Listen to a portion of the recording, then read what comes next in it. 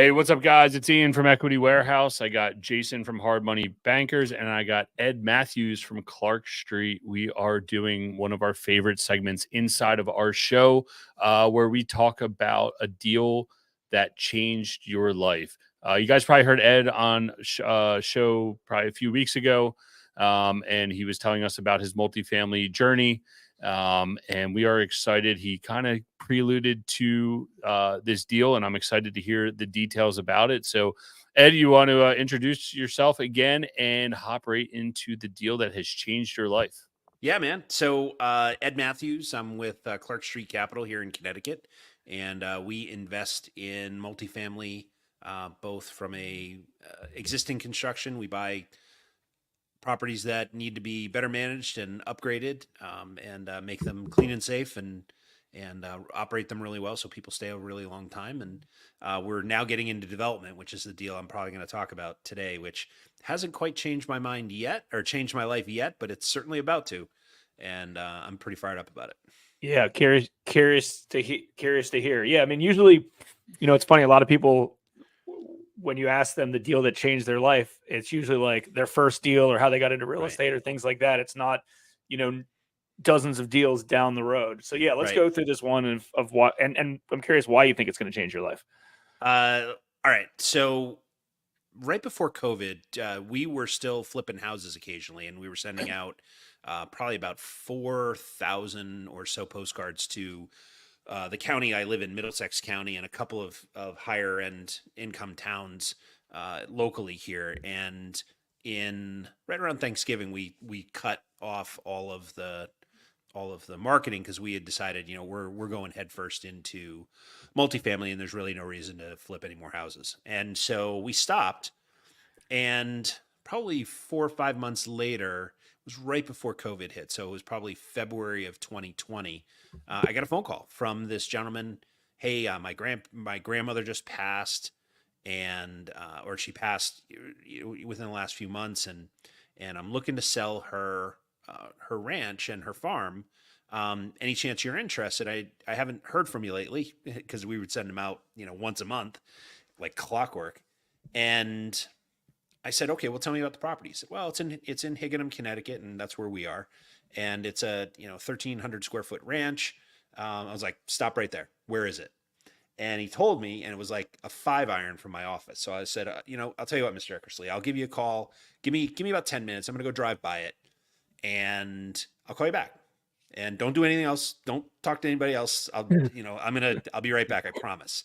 So I get in the car. I drive by it. It's a 13 plus 100 square foot ranch, not in great shape, but on a great road in a great neighborhood. The school system here is excellent. So it's a property that once fixed up will be in demand. And so I immediately call him back. I was like, "Yep, we want it. How much you want for it?" He said, "I want 350 for it." I said, okay, that's a little more, but I'm quick doing the comps, and the comps are coming out in the mid fours. So I was like, all right, fine, we'll do it. Within half an hour of that, he has a purchase and sale agreement from my buddy Janice in the Philippines. He signs it via, we use DocuSign here, so he signs it. I sign it. So an hour later, I have a contract on this place. He calls me back. He goes, "Hey man, I forgot to ask you something." He goes, "What do you want to do about the land?"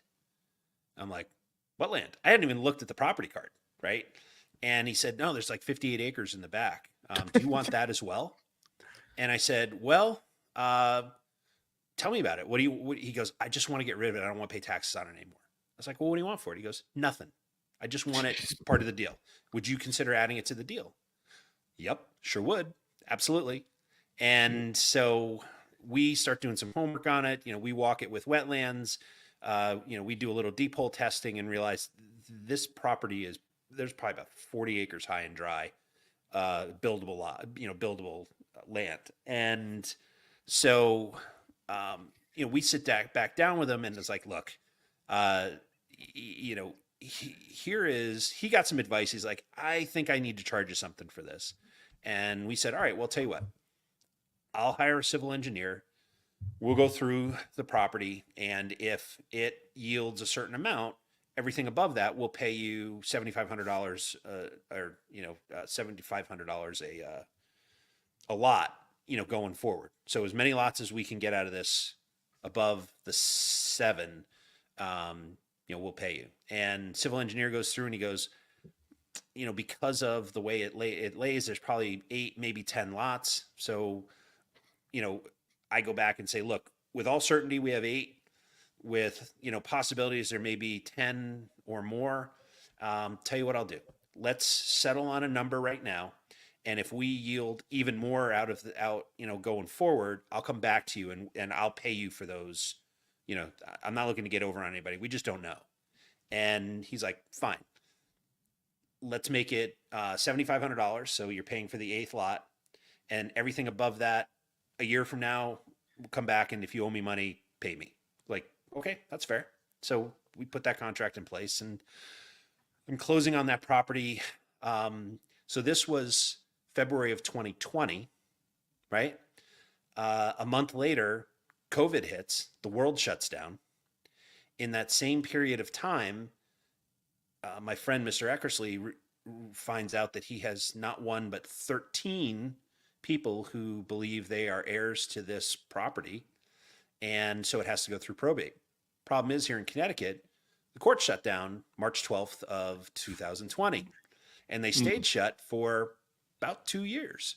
Yep. And by the time those 2 years came to be, the backlog was about another year and a half. And so they worked through all of the cousins and aunts and uncles and whoever it was, worked through that. And we got a call end of November. It was right after Thanksgiving in 2023 saying, hey, we're ready to close. And I said, well, I'm not, because the money I had set aside to pay for that, I bought 14 properties since then. Right. So I was like, I need about 60 days, which they were totally cool about. And so now I'm buying a property, 58 acres, and a single family home for $357,500, with the possibility of adding maybe another 25 or 30 grand on the back end if it turns out that we can do more. And now here's where it gets interesting. So in the state of Connecticut, there are 2 laws, and one of them is a universal U.S. law where you have the right to break apart land. You can segment the land into multiple lots. You can do it once when you own it, right? And so we're going to take advantage of that, and we're going to break off the house and probably 3 to 5 acres, make a real nice property for the ranch. We're going to spend about 55, 60 grand fixing it, and then we're going to sell the property. So we're buying it for 357.5. We're going to put about 50 into it. So it means we're going to be into it for, call it 410. We're going to turn around and sell it for 425 to 450. So we're going to own the land free and clear by the end of this. So that's one really cool thing about the land. The second thing is, in the state of Connecticut, like pretty much every state that I'm aware of, affordable housing is a real problem, and because there isn't any. And so Connecticut has created what's called an 830G program, which is basically a zoning override at the state level. So if you go to the state level, you go to the state and say, hey, I want to build 80 or 90 or 100 multifamily units on this land. I need you to override the local R2 zone, which only allows me to build single family homes. I need you to change that so that I can build multifamily and make it, I think it's R4.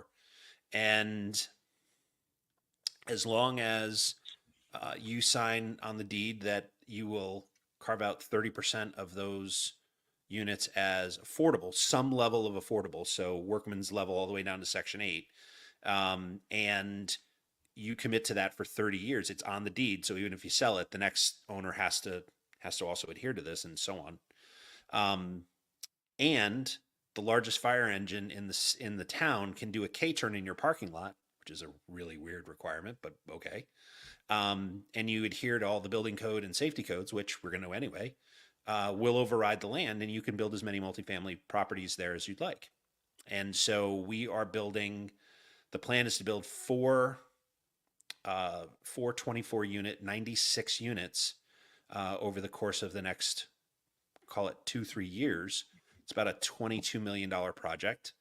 And by the time we are done with it and either sell it or refi it, it's going to be worth about 35 million bucks. And so I'm going to own, a little slice of this. I'm not going to own all of it. I'm going to own my little chunk, and my partners are going to own their much bigger chunk. But it's still going to be a really good deal for everybody. And, about 10 years from now, it's going to be a Powerball ticket in my world. And I'm pretty fired up about it. Yeah, that's definitely awesome. And the fact that you could probably open your blinds and see it makes it that much better, and having it in your backyard. So Jason's curiosity, I think, has been resolved, because I'm definitely intrigued to watch this go down. And I know we owe you a podcast. I said 4 quarters from your last goals. It looks like we might have to do that 8-quarter podcast too, to see what stage you follow this project. I kind of stacked the deck on that one a little bit, but not much. Yeah, that's good. You got to drop the drop the irons in, and that's why you're always looking at deals. That's why you're always marketing. That's why you're always putting yourself out there and looking for deals, man. So appreciate it, and I look forward to seeing the success on that. And I truly think it's going to change your life. Ed, where can people find you if they want to learn more about that project that you have upcoming? So the best way to do that is to hit me up on at our website at clarkst.com, and or you can track me down on social media. I'm Ed Matthews, pretty much everywhere: Facebook, Twitter, LinkedIn, wherever. And if you don't see me on another episode, it's because my wife's about to kill me, because I was supposed to take my daughter to gymnastics. But no, dude, definitely appreciate it, guys. Reach out to Ed. It was absolutely awesome, and look forward to your upcoming projects. We'll catch you guys on the next one. Thanks for tuning in to the Real Estate Reserve podcast. Do us a favor and like, comment, and share our broadcast. It helps the algorithm and helps us spread the word too. Till next time, thank you for tuning in.